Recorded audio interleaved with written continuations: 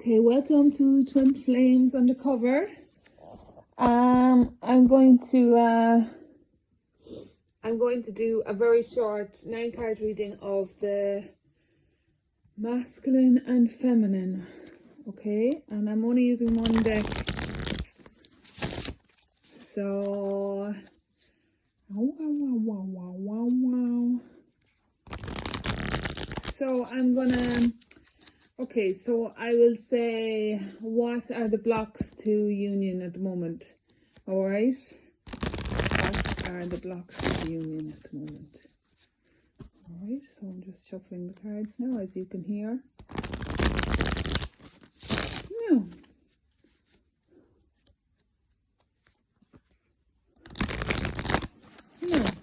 okay, so I'm using the Romantic Tarot.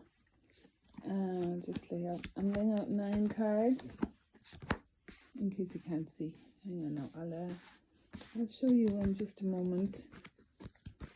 All right, so the bottom of the deck is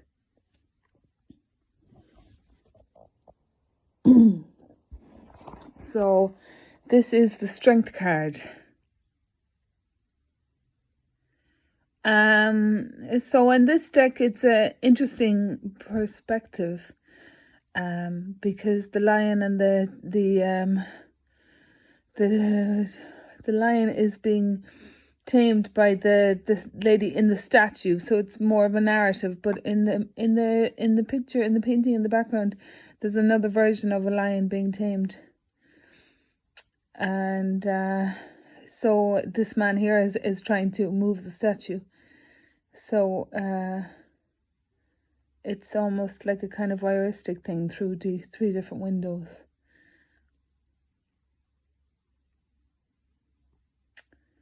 In relation to the union, it's like an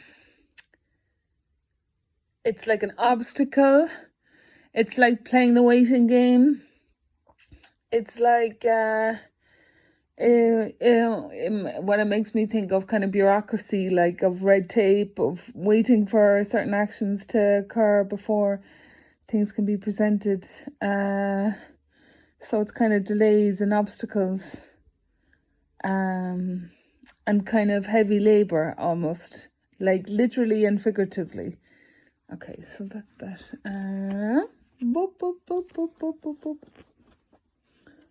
All right. So let's see what we have here. Let's see. I don't do reversals, but I actually think I probably I probably, because they're all reversed. So I'd say I just shuffled it upside down. All right. I don't do reversals anyway, unless there's something significant that's glaringly obvious that makes the reversals relevant. I generally don't do them. So here we go.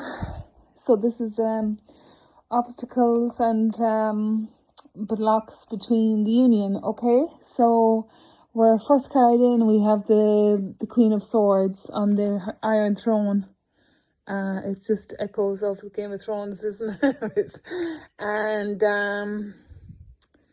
so this is the Queen of Swords. So this is it's kind of like a very just queen, you know, in the upright, and it's a very just queen, and it's a queen that's protected, you know, that uses ethics and intellect over kind of carnal forces, let's say. But she has an incredible presence here as well. She's almost like someone in between the two people, in between the divine feminine and divine masculine. But she's kind of steadfast, like she's not going anywhere. This next card is the 7 of Swords. In the traditional deck, this is someone who steals 5 swords and leaves 2 behind. But I feel this interpretation is interesting because it's like someone was invited to the party, but they're the only one that arrives, and there's kind of like a kind of deceit, and a kind of exposing her or making show of her, you know. And And I don't know, is this something that's happening to the divine feminine, or maybe it's something that's happening to the karmic, where people just aren't showing up for her anymore in the way that they used to. Probably because of deceitful things, or just dishonesty, just lack of substance. People, like you make a mistake once, it's a mistake. You make it, or you make a decision once, it's a mistake. You make it twice, it's a decision. Sorry. So here we have the Wheel of Fortune, and this is a symbol of change. And this couple, they look a bit concerned.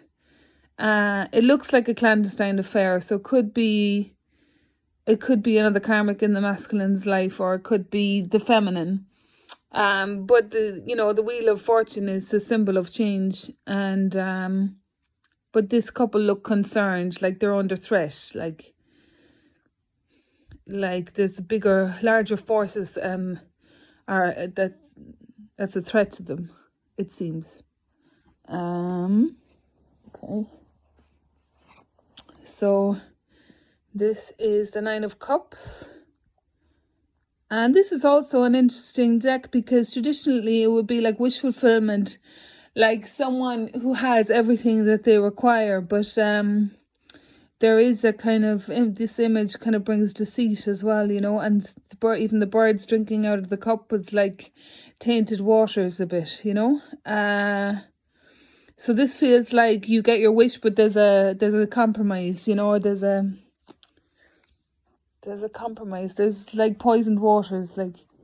So this is the Queen of Cups. So this would echo the water sign female, but it strikes me as an older woman, like a mother or a mother-in-law, or an aunt or relative. But she's central to everything that's occurring. She's central, and I don't recognize her as the karmic, but she could be.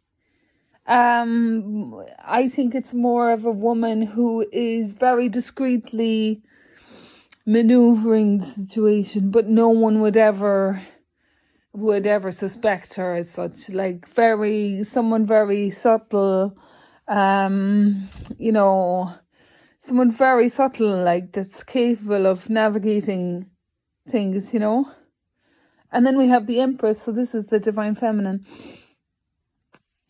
And this is the divine feminine. And like the dog next to her is like a loyalty, like a loyal servant. And two puppies, there's two puppies too.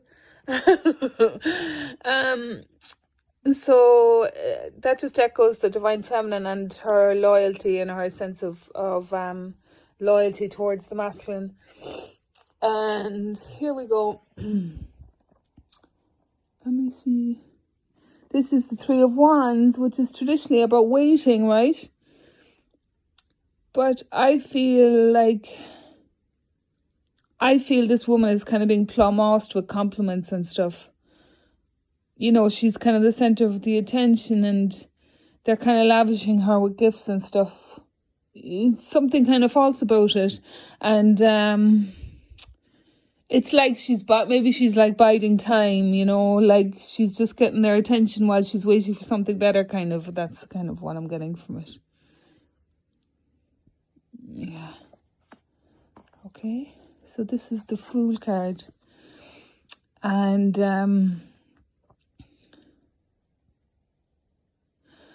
I think this is a real quirky card. It's like it's the divine masculine in a way, but it's like a kind of false persona. It's like a kind of dancing fool a bit, And like the big sunflower is like, he's like a clown, big sunflower. And I think it's kind of a false persona that he's kind of wearing.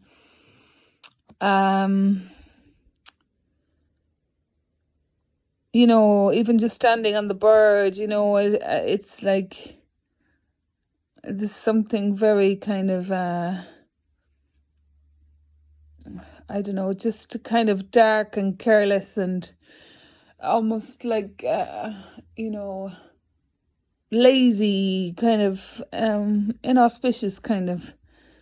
And then there's the tea set, but there's a kind of a mockery about it, like making a fool of himself, kind of like, to get attention. I don't like this card as an image of the masculine. I think it's more about a negative persona within the masculine that he's portraying.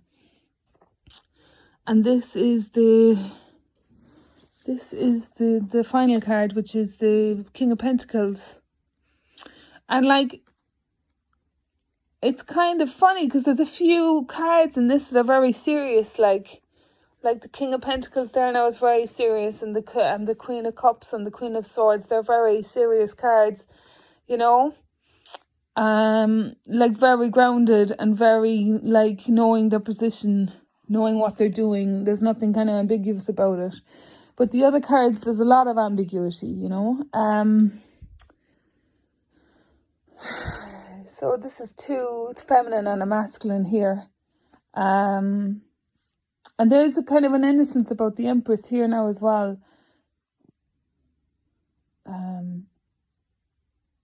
What I'm going to do is get clarification on the 10 of the Wheel of Fortune. So I'll pick 3 more cards for the Wheel of Fortune because it seems to be the card that's telling all.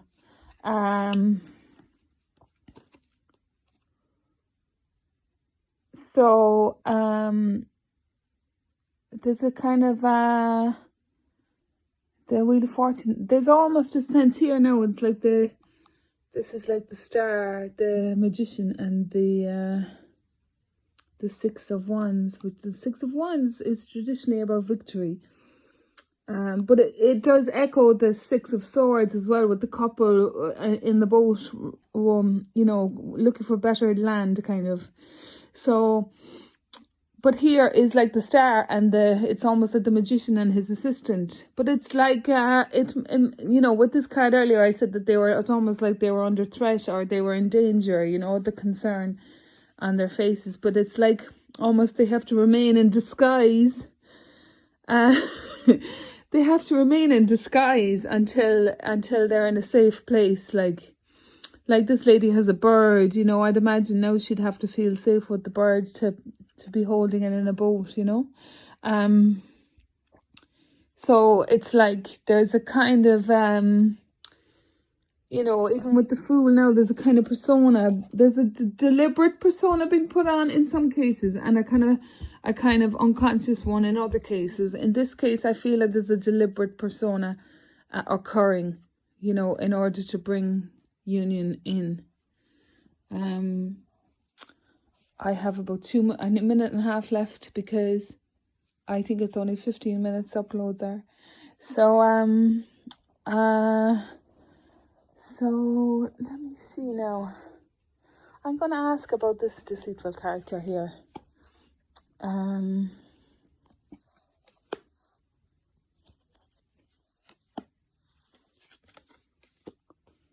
So we have the World.